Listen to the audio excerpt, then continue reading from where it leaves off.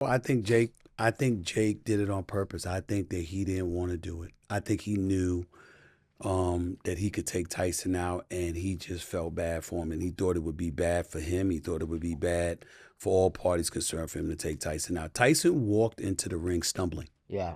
Go back and watch the tape. When they introduced him, he's walking out and he's stumbling. And then after that, you look down and he had on a knee brace. And I said, oh my Lord. And then in the first round, it's 2 minutes, not 3 minutes. And I saw Tyson tired. And I said, this is going to be bad. And I think that I'm not saying that he walked in there with that intent. But I think ultimately being in the ring with a guy that's 31 years older than you, approaching 60 years of age, I think compassion kicked in. And he was like, this is Mike Tyson. I really, really don't want to hurt this guy. I really believe that's what happened. I guess Tyson's saying it was a W, right? He said he got in the ring, he fought someone that was half his age, and the guy couldn't knock him out or do anything. And well, he's saying that. I don't think he's saying that's why. I think he's saying that's why because he walked into the ring, he was able to stand around for 8 rounds, and on top of it all, he got $20 million.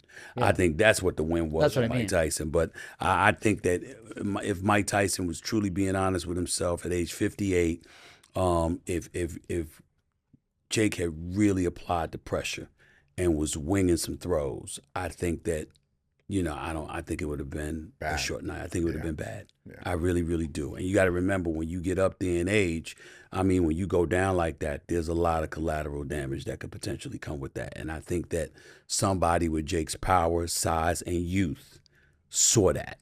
And was like, I don't want to do this. That was respectable. Yes. I think Jake handled that very well. Yeah, I thought he did. I'm not knocking him at all for it. Again, I'm not accusing him of walking into the ring with that intent. But it's one thing to have intent, talk junk, get slapped at the press conference, all of this stuff that contributes to promotional things. It's another thing entirely when you step in the ring and then all of a sudden somebody that you've revered and you've admired a long time. And for those out there who will sit up there and look at me and say it's far-fetched, I would ask y'all to go back to when Larry Holmes fought Muhammad Ali. Yeah. And Larry Holmes was like, I love this man. I revere this man. And I'm beating him to a pulp. Y'all got to stop this. He didn't want to hurt Muhammad Ali. He made him ultimately sit on his stool and not come out later on in the fight. But that happens when you've been great and you've established yourself and who you are, and then you're just old and depleted and attrition is kicked in and stuff like that. You do find yourself in situations at times where people may have compassion for you. I've seen it in boxing before. I thought I saw it Friday night. So you didn't think that they anticipated it going that way at all? I think that Jake walked in thinking that Mike Tyson was going to try to come at him and he was just going to catch him and knock him out.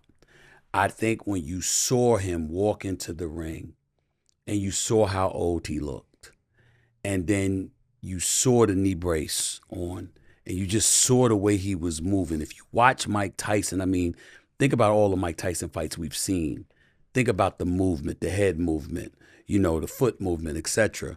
And then to see that and to know that he's 31 years older than you, literally approaching 60 years of age, I think to see it in front of his face at that moment, it hit him. Yeah. And he was like, the first minute of the fight, I was like, oh, Tyson might have this. Right. And after that, it was over. After that, he was exhausted. Yeah. Sorry, I don't watch so much TV, so Sure. I'm sure you covered this. But don't you think it's a little crazy? Because we were watching the fight, and there's a party that thinks Tyson can win this. Well, I didn't think he could. I didn't think he could. When I remember they were interviewing me before the fight, and I said, if you're Jake Paul, if you really, really want it, all you really got to do is run for a couple of rounds. Yeah. And he won't have the stamina. Right. I said, you got to remember, 20, and people forgot this, nearly 20 years ago, he gets dropped by Kevin McBride, a professional boxer, but clearly wasn't a big name.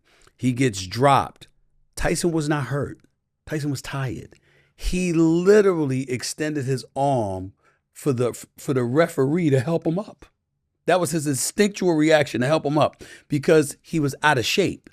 That was 20 years ago. So if you're out of shape 20 years ago, even in shape 20 years later, how much shape are you in if you haven't been fighting? The only time he's been in the ring was for an exhibition match against Roy Jones Jr., right?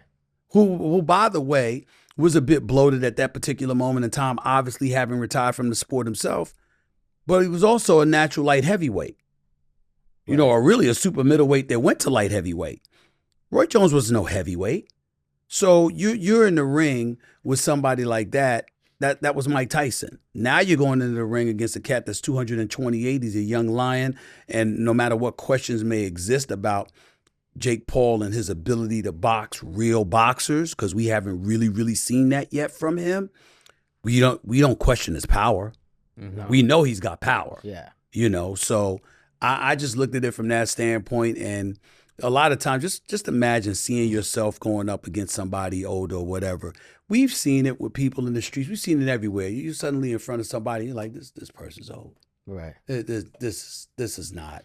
This ain't even right. I'm not going to do this. Yeah. And I really thought that's what I saw Friday night from Jake Paul. Yeah.